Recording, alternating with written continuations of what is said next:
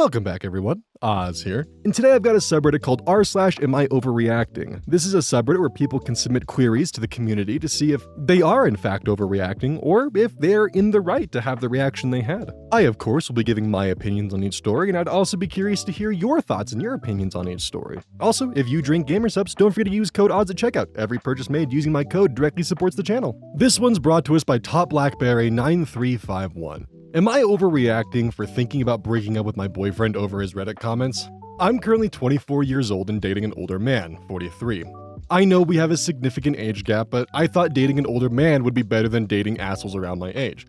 We've been together for at least 3 years now, and they've been wonderful, or so I thought. We both use Reddit, and somehow I came across his profile. I shouldn't have looked, so maybe this is my punishment, but I was just so curious. I began to read his comments and came across some that left me in tears.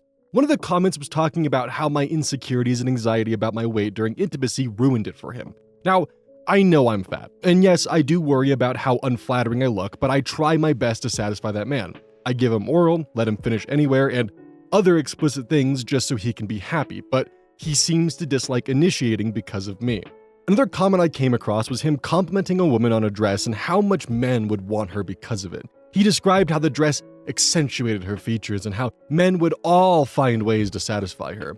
This would made me cry the most because comments throughout that post were men lusting over her. I felt so insecure even though I couldn't see the original post. Reading through what he said about another woman made me so sad. There was also another comment he made about an ex he had who was a dull individual, but what made her worth it was her virgin status. He emphasized her virginity because it's something no other woman could ever give him. The pleasure of deflowering. This just made me feel horrible about myself. I lost my innocence before I ever met him, but I'm left wondering if he only approached me because he thought I was one. I mean, I look shy and everyone around me thinks I'm a good girl, but I'm not.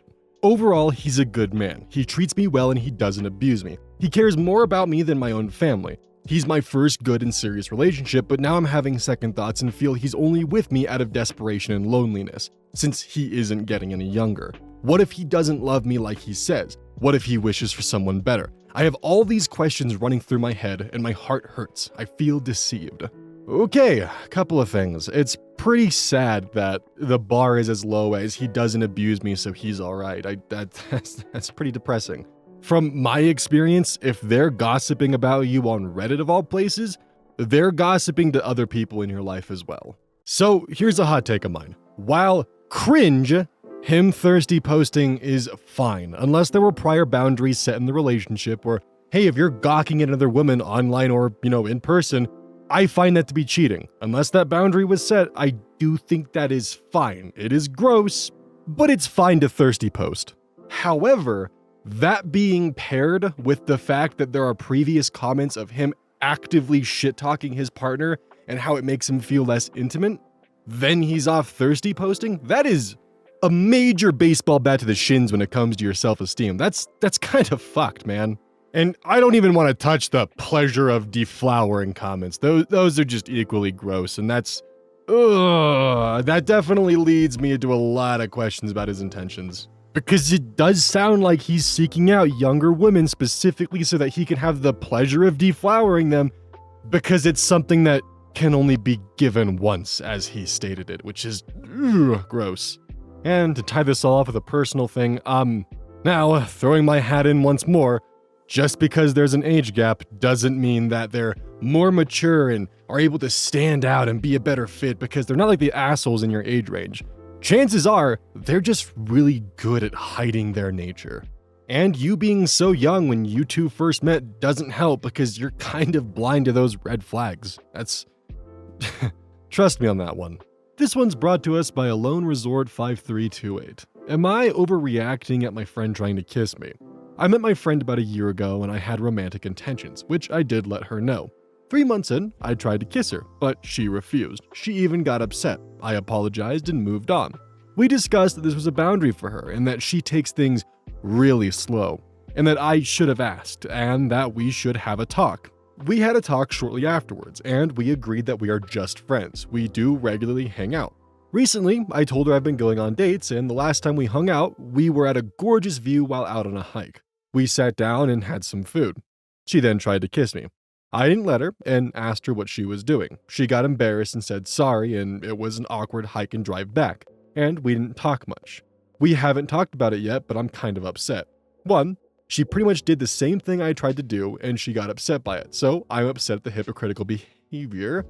She did this after I told her I've been on other dates, and even though I don't have a girlfriend at this time, I'm really annoyed that it seems like she's only doing this just because I'm seeing others. Am I overreacting? I plan to have a talk with her, and I'm feeling confused. Honestly, it sounds like you're not doing much of reacting at all. Talk with her for starters, like that's an obvious thing. She said she likes to take things slow. You started going on other dates. She probably did feel like, she was losing you and wanted to, be like, hey, I'm still interested in you as a partner. And that's why she, leaned in for a kiss. You guys want a romantic hike. Well, not romantic, but from your definition of it, I mean, that could come off as being a romantic hike. And she probably wanted to, be pleasantly surprising towards you about it. And, ooh, buddy, chances are when she said she likes to take things slow, she probably meant really, really slow. And then when you started going on other dates, that's probably when she realized she had to speed things up a little bit and maybe exit the comfort zone. Have a talk with her. It could also be that she just wants to string you along. You never really know, but I don't know. I think this is one I'm also going to be really, curious hearing from the audience on, especially, those of the opposite sex who probably know a bit more. I mean, personally, I'm of the mindset they just got to talk things out, but this could just be someone who's being a bit of a jealous ne'er-do-well and trying to kind of rope him back in and keep him hanging by threads. But I think I defer to the comment section for this one and see what you all think. I just think he needs to have a conversation with her and be honest about what his intentions are. This one's brought to us by Toast Socks. Am I overreacting for not liking my birthday dinner? So today was my 20th birthday and I kind of hated it. I don't like to do a big thing about my birthday, so it's usually just me at home with my mom and dog, and she'll get me an Oreo cake from a bakery I like. Earlier today, she asked me if I wanted anything special for dinner, so I told her biryani from this one restaurant she ordered from before. I really liked it, but she didn't, so we've never gotten it again. I've asked for the name before, but she didn't tell me, so I've never been able to just order it for myself.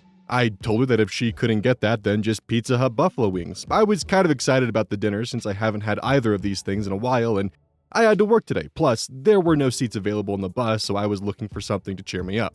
But instead of the food I wanted, she got me this lamb and chicken wrap with white rice on the side from a place she likes. I didn't really like the food, so I didn't eat much of it, but I didn't complain about it. She asked if I had a bad day because I was quiet.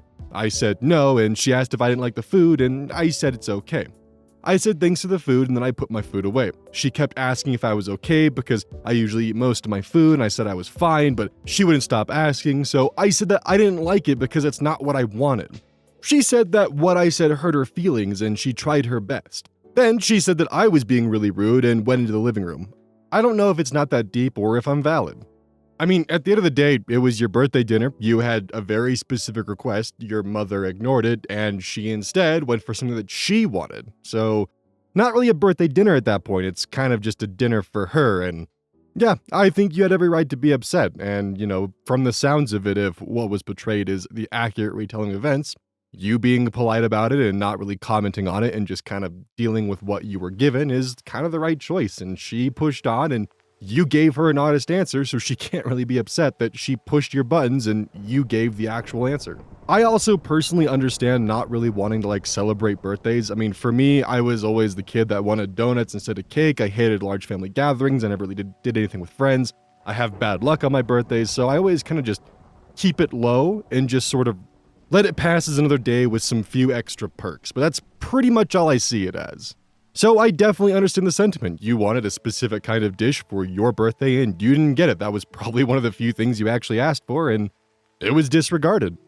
This one's brought to us by Big Breeze 93. Am I overreacting that my ex wants to move to Florida and take our 10-year-old daughter? No, already no. Hey everyone, I, 30 male, am feeling incredibly defeated right now, and I just need to be heard. My ex dropped a bombshell on me. She wants to move to Florida within the next couple of months and take our 10-year-old daughter with her. I'm heartbroken and frustrated. Florida is so far away from where we currently live, and it would mean significantly less time with my daughter.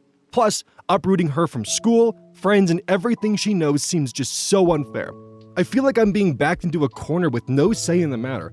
I want what's best for my daughter, but it's tearing me apart to think of her so far away. Has anyone been through something similar? Any advice or words of support would be greatly appreciated. Thanks for letting me be heard. Update, her mother, 28 female, is going to live with her sister that lives in Florida while she's being deployed for a year and a half. We have no custody agreements, nor have the courts ever been involved since we separated. I understand that there are a lot of things I should have done but didn't do when we broke up. I have always helped in many ways. I've always helped with money via Cash App for things my daughter has needed that I've sent to her mother. I thought keeping the courts out of the picture was the right thing to do, considering we have always been on great terms and helped each other out when it came to our daughter. It's truly been a back and forth deal. Seemingly now, I feel like it wasn't in my best interest to not involve the courts when we separated. I'm an extremely active father and very much care about my daughter's well-being in every aspect.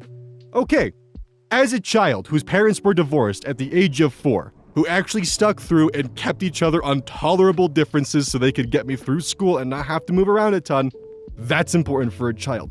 There's a reason, and no offense by this, that military kids aren't well adjusted when they're stuck moving from state to state to school because they can't build an active friend group. It is very important that your daughter has an area and environment that is stable for her to be in. If your ex keeps talking nonsense to move to Florida, then give her 2 options. 1, your daughter stays in the state and she can move to Florida and do what she wants and she can be the one that comes up to visit. Or 2, you'll get the courts involved. Your daughter's life should not be uprooted for a random spew-of-the-moment decision from her mother. Also, for the love of God, print out your Cash App receipts and take screenshots and do everything that you possibly can to make sure that you have an itemized list of everything that you've done to help her out with your daughter. That'll be important if this ever goes to court. Trust me. You gotta put your foot down, like 100%. You have to tell her that if she's going to move to Florida and take your daughter, that you're going to get the courts involved. You have to do that. It's gonna suck, it's gonna be uncomfortable, but the threat alone should keep it from actually happening. But remember, the one thing that makes a threat plausible is the fact that you'll follow through with it. So if you're going to threaten family court, make sure you at least have your ducks in a row to go through with it, because you got to have teeth with that. This one's brought to us by Catco805. Am I overreacting for wanting to quit my job after I caught my coworker taking pictures of me? I, 25 female, started what I thought was my dream job in December. It was honestly amazing up until about a month ago when I switched to working more closely with one coworker, Janice, in her 50s, female. She very quickly started having problems with the job I was doing. Not cleaning something thoroughly enough, not maintaining our assigned area to her standards, which she never communicated to me, by the way, as well as some miscommunications, such as when she told me she was going to take care of a task and I didn't realize that she wanted me to help her finish up after I was done with what I was doing. Janice never directly told me she was upset. I just got pulled into a meeting with my boss one day and he told me all of these things. I was a bit blindsided by this, as I thought I was doing a good job up until that point, and she had given me no indication that she was unhappy with the job that I was doing. To be fair, a lot of these concerns were legitimate criticisms which I had done my best to learn from and not repeat those mistakes. However, Janice has since started reporting every imperfection in my work to my boss. Some of these issues have included an area getting dirty again faster than she thought it should after I cleaned it.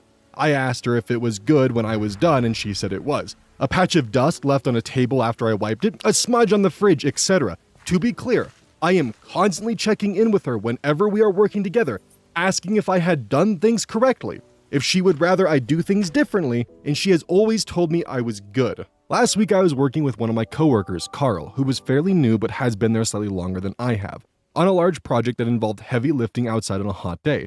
We live in Florida, so it's already pretty warm here. After working for an hour or so, we took a breather to go to the bathroom and drink some water. This was during one of the allotted break times that we were entitled to and couldn't have taken us longer than 15 minutes. While drinking water and making small talk, we noticed Janice sticking her head around the corner, hold up her phone, and take a picture of us. She did this again about 5 minutes later, after which we decided to cut the break short. She wasn't even trying to hide it or anything. It was like she waited for us to stop working to take a picture of us slacking off.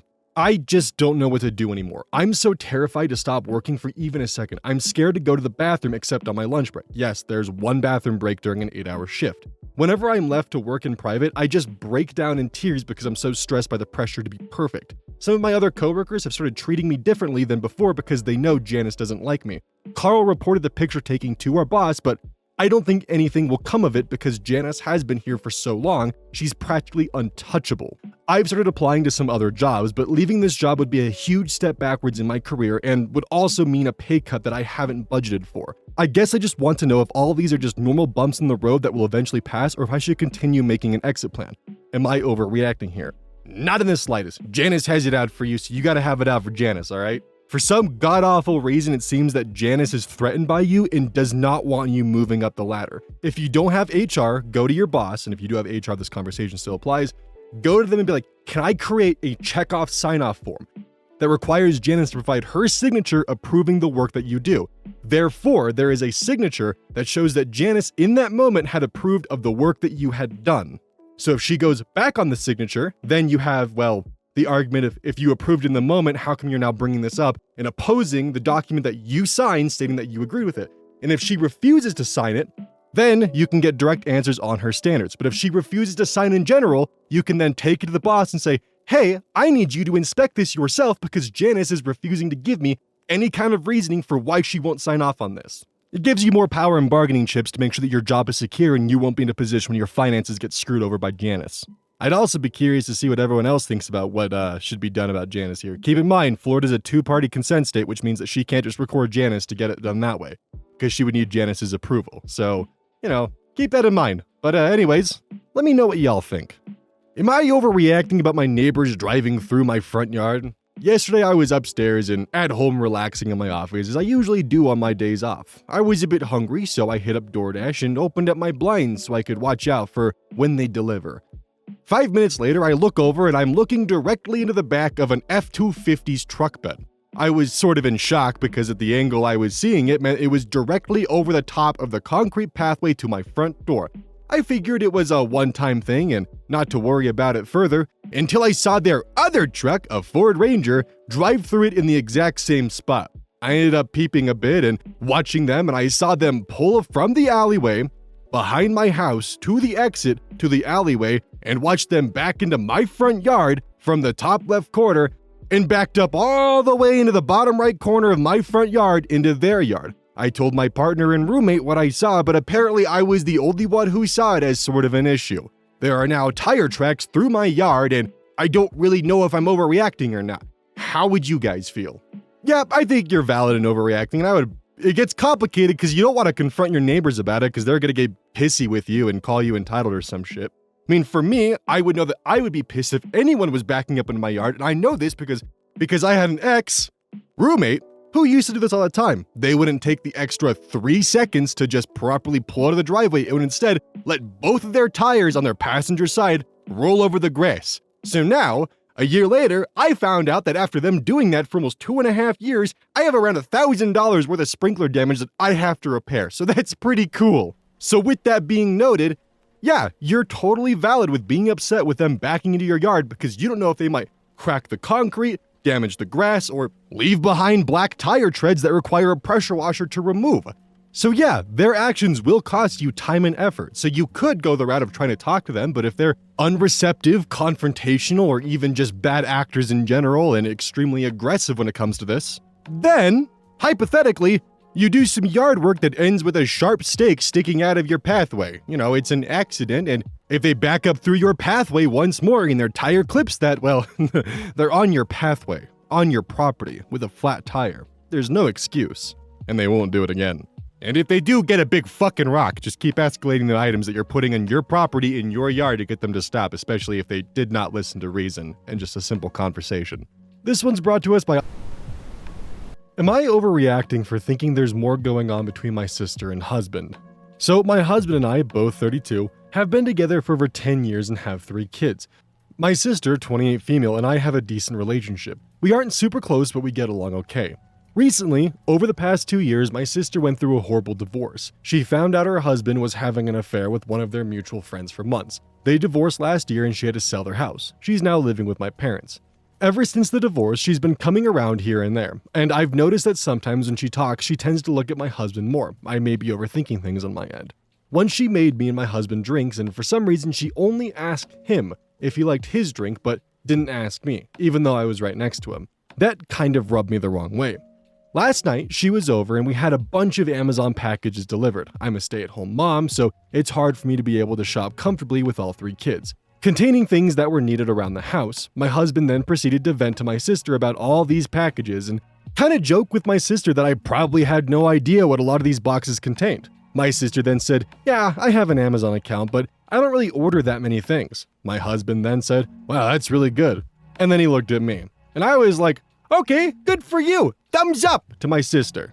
The last thing that kind of made me suspicious, but I don't know, is that I've noticed my husband being on Instagram a lot more as of late. And a few weeks ago, I went to his messages, I clicked on the part to send out a message, and my sister was the first one to pop up as the person to message. I even continued to check over the next few days, and she kept being the first name, with my name right under hers. I've confronted my husband about all these things, and he insists there is nothing going on between him and my sister.